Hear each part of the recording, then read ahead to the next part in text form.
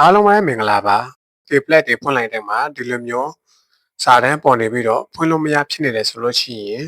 ခြေရှင်းတွေကိုကျွန်တော်က share လုပ်ပေးတော့မှာဖြစ်ပါတယ်ဒီ season လေးမစတင်ခင်မှာကျွန်တော်ရဲ့ YouTube channel လေးကို like and subscribe လေးလုပ်ပေးထားပေးဖို့လေးပြောပါရစေ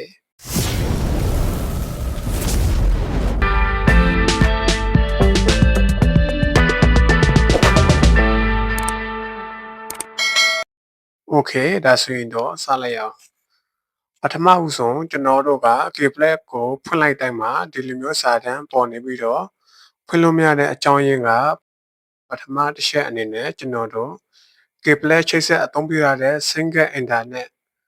ဖွင့်မသုံးမိလို့ပဲဖြစ်ပါတယ်ဒါမှမဟုတ်ကျွန်တော်တို့ကတခြား single တွေတခြားဖုန်း single internet တွေချိန်ပြီးတော့ K-Plat သုံးတယ်လို့ပဲဖြစ်ပါတယ်ဒီလိုမျိုးဖြစ်လာပြီဆိုလို့ရှိရင်ကျွန်တော်တို့ K-Plat ချိတ်ဆက်အသုံးပြုထားတဲ့ဖုန်း single ကိုဖုန်းတွေမှာထိပြီးတော့ internet ဖွင့်ပြလိုက်မယ်ဆိုလို့ရှိရင် K-Plat ကငကိုအတိုင်းသုံးလို့ရတော့မှာဖြစ်ပါတယ်။ Okay ဒါဆိုလို့ရှိရင်ကျွန်တော်ဒီဖုန်းမှာ K-Plat ဖွင့်လိုက်လို့ရှိရင်ကျွန်တော်တို့ကဒီလိုမျိုးပေါ်နေပြီးတော့သုံးလို့မရဖြစ်နေပါတယ်။အဲ့ဒါဆိုလို့ရှိရင်ကျွန်တော်ဒီ K-Plat ချိတ်ဆက်ထားတဲ့ဖုန်း single ကိုဒီထဲမှာထိပြီးတော့ internet ဖွင့်ကြည့်ပါမယ်။ဖွင့်ကြည့်ပြီးတော့ကျွန်တော်တို့ဒီမှာအတိုင်း mobile number ဆိုတဲ့နေရာလေးပြန်ရောက်စာတန်းလေးကိုတစ်ခါနှိပ်ပါမယ်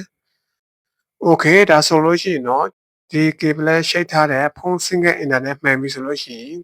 K-Plat ကဆက်ဆက်ပြပြီးတော့ပွင့်သွားမှာဖြစ်ပါတယ်။ဒီလိုမျိုးဆက်ဆက်ပြနေပြီဆိုလို့ရှိရင်ကျွန်တော်တို့အောက်ကပြောင်းစာတန်းလေးကိုထည့်နှက်လိုက်ပါမယ်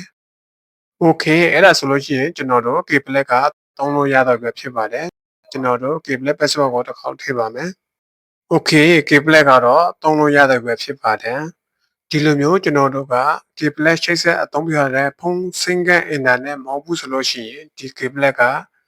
မပွင့်မဲ့ဒီစာတန်းလေးကဒီတိုင်းပဲရှိနေအောင်မှာဖြစ်ပါတယ်အားလုံးကိုကျေးဇူးတင်ပါတယ်